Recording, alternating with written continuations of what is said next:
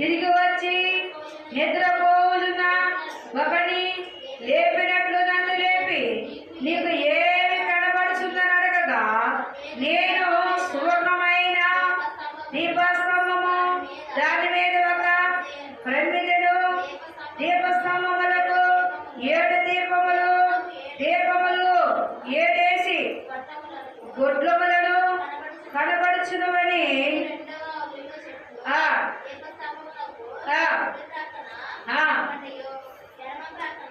ఒకటయ్యో కనబడుచున్నని చెప్పాను. హల్లెలూయా. అవి ఎవడోడా? యెహోవా పంపిన దూతలు. ఈ ఒళ్ళవ చెట్లు ఎవరట?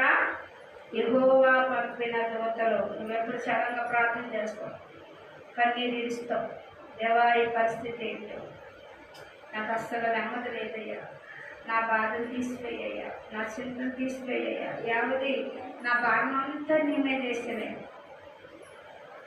సడన్గా ప్రత్యక్షమవుతాడు. యేసు ప్రభు ప్రత్యక్షమే. దూతల మాట యేసు ప్రభు ప్రత్యక్షమే. వెంటనే నీ బాధ నుండి తొలగిస్తాడు. హల్లెలూయా. కుడి పక్కన ఒకరు, ఎడమ పక్కన ఒకరు నిలబడతారు. వాళ్ళని చూసేసరికి మనసంతా తేలికైపోతుంది. వాళ్ళు ఎవరట? యెహోవా పంపిన దూతలట. వారే వచ్చి చెట్లు. అందుకే ఇక్కడ అంటున్నాడు, వారు ఎలా ఉన్నారు అంటే, నీకు ఏమి కనబడుతున్నారుగా, నేను సువర్ణమైన దీపస్తంభమును, దాని మీద ఒక ప్రమిదెను, స్తంభములకు 7 దీపములను, దీపములు 7 గోజి చెట్లు కనబడుచున్నవి. ఏ ఆత్మ కనబడు.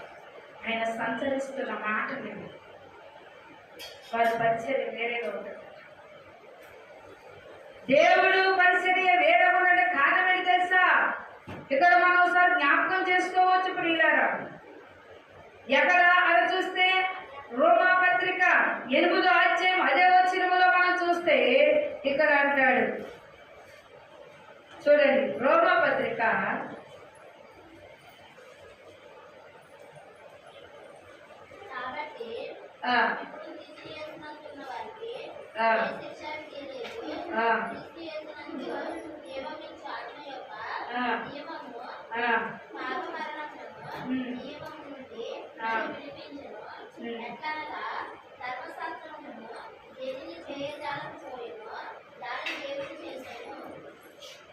చూడండి ఇక్కడ మనం చూస్తే 8వ అధ్యాయము 5వ వచనము, శరీర సారము, శరీర విషయాల మీద మనసు నుండెను, ఆత్మసారమైన ఆత్మ విషయముల మీద మనసు ఉండను. శరీర సారమైన మనసు మరణమును, ఆత్మానుసారమైన మనసు జీవమును సమాధానమై ఉన్నది. హల్లెలూయా. హల్లెలూయా. ఆత్మసారమైన మనసు దేవుని ఎదగడమే కాదు, దేవుని యొక్క దూతలను, దేవుని యొక్క అనుభవాలను, దేవుని యొక్క మహిమను కనుగొంటాయి. ఆత్మసారమైన మనసు అట దేవుడి ఆలోచనలు ఎరుగుతూ ఉంటాయి అంట. శరీర సారమైన మనసు ఏం చేద్దంటే, ఇలా ఆలోచించండి,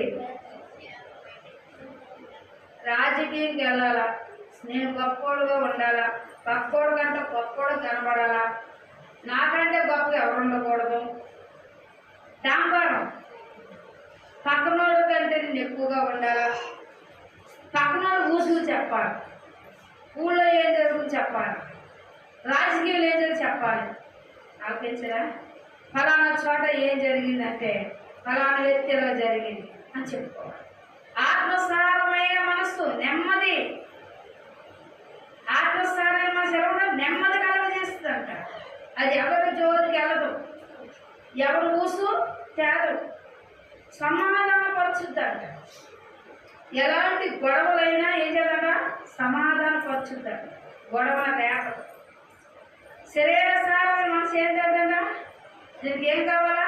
డాంబరం కావాలి, గొప్పలు కావాలి, గొప్ప చెప్పుకుంటున్నాడు. అందుకే ఇక్కడ అన్నాడు, ఏ ఆత్మసాధన మనస్సు ఉన్నదో అక్కడ ఎవరై ఉన్నారన్నాడు, ఆ మందిరంలో ఉన్న వారి గురించి చెప్పాడు. నిజమైన ద్రాక్ష వలె ఉన్నాను. అక్కడ మీరు విశ్రాంతి తీసుకుందరు. మీరు అక్కడికి వస్తే ఏమొస్తుంది? మీకు విశ్రాంతి వస్తుంది. ఏ స్థితి కలిగి మీరు వచ్చినా మీ స్థితి మార్చి పంపుతాడు. ప్రభా, ఈ దినం ఎట్లా ఉన్నాను, నా పరిస్థితి ఎలా ఉన్నదని వచ్చి దేవుడి మందిరం మొరపెడితే మరణ ఆలకించేవాడై ఉన్నాడు. హల్లెలూయా, హల్లెలూయా. అందుకే ప్రియులారా, వాక్యము సెలవిస్తూ ఉంది. ఇక్కడ అంటాడు, జెకర్యా అధ్యాయంలో మనం చూస్తున్నట్లయితే, నా ఏలినవాడా ఇది ఏమిటని నాతో మాట్లాడుచున్న దూతను అడిగితే, నాతో మాట్లాడిన దూత ఇదేమిటో నీకు తెలియదా అని నన్ను. కాబట్టి యెహోవాకిదే శక్తి శాతనైనను బలమ శాతనైన కాక నా ఆత్మ చేత అయితే జరుగునని సైన్యాధిపతి యెహోవా సెలవిచ్చుచున్నాడు. నీ శక్తి చేత కాదు. చాలా మంది నేను అడిగాను కాబట్టి ఇచ్చాడు దేవుడు. నువ్వు అడిగి ఇవ్వడం కాదు, నువ్వు అడిగి ఇవ్వడం కాదు. నీకు ఏమి ఇవ్వాలని దేవుడు అనుకుంటున్నాడు, ఏం చేయబోతున్నాడు ముందే చూపించాడా లేదా? జక్కకి చూచాడు. ఎవరు అడగడానికి ప్రత్యక్షంగా మళ్ళా అతనితోనే మాట్లాడాడు. జరిపించున్న దాన్ని ఎలా జరిపిస్తున్నాం చూడని చెప్పడానికి కూడా మళ్ళీ ప్రత్యక్షమయ్యాడు. వార్తను సెలవిస్తున్న ప్రియులారా, యెహోవా దూత మాట్లాడిందంటే వెంటనే ఆ కార్యం నెరవేర్చబడ్డాడు. హల్లెలూయా. అన్ని దూతల కంటే యెహోవా దూత దేవుని యొద్ద తెచ్చిన బహుమానమైన వాక్కులు. ఆ దూత ఏం చెప్తుందో అది వెంటనే నెరవేర్చబడుతుంది. మరియా దగ్గరకు వచ్చింది. మరియా దయా సంపన్నురాల అందా లేదా? దయా సంపన్నురాల, స్త్రీలో అధికమైన దానివి ఇప్పుడు నువ్వు పరిశుద్ధాత్మ కమ్ములను గర్భాంతాలతో అంటే ఆ మాట అనగా నేనెలా పురుషున్నే కూడలేదు కదా అంది. జీవం గల దేవుడి భూమి మీదకి లోకరక్షకుడు వస్తున్నాడు అని చెప్పి ఎంత అదృష్టమో. నీ గర్భాన్ని వాడుకోండి, ఒక మానవుడిని గర్భాన్ని వాడుకోరు దేవుడే వస్తున్నాడంటే ఎంత అదృష్టం ఉంటే వస్తారు. దేవుడి యొక్క వర్తమానమును ఒక అదృష్టంగా భావించుకోవాలి. మనం దేవుడి సన్నిధిలో ఉండడమే కాదు, మనం మారు మనసు పొందాము, రక్షించబడ్డాము. మనం ఎవరు అంటే మహారాజుల పిల్లలము. మనకు ఒక ప్రత్యక్షత ఉన్నది, ఏర్పాటు ఉన్నది. మనల్ని దేవుడు ఎంత ఘనంగా చూస్తున్నాడు అంటే ఎంత ప్రేమ పెడుచున్నాడు, ఇంత అంత అని చెప్పలేము. అట్టి ప్రేమ కలిగి ఉంటున్నావా? ఆయనని ప్రేమించినంత ఇదిగా అంటాడు. పరలోకమా జరుబోబులు అడిగినట్టుకు నీవు ఏ మాత్రమును దాయవు. నీవు స్వధర్మ భూమిని ఒగబరుదు కనుక కృప కలుగునా కాక కృప కలుగును కాకని జనులు కేకలు వేయగా అతడు పైరులను తీసుకొని పెట్టించుచు యెహోవాకు మరలా నాకు ప్రత్యక్షమయ్యేలాగు సెలవిచ్చును. హల్లెలూయా, హల్లెలూయా. దేవుడు వాకు దేవుని యందు ఆసక్తి కలిగి ఉన్నప్పుడు అడుగుచున్నాడు, ప్రత్యక్షంగా అడుగుచున్నాడు. యెరూషలేములోని కట్టిన మందిరంలో ఎంతమంది స్వస్థత పొందారు, ఎంతమంది దీనస్థితిలో ఉన్నవారు ఎంపికపడ్డారు. ఇవన్నీ వాళ్ళు కొత్త కోసమో తెలియదు, పాత కోసమో తెలీదా?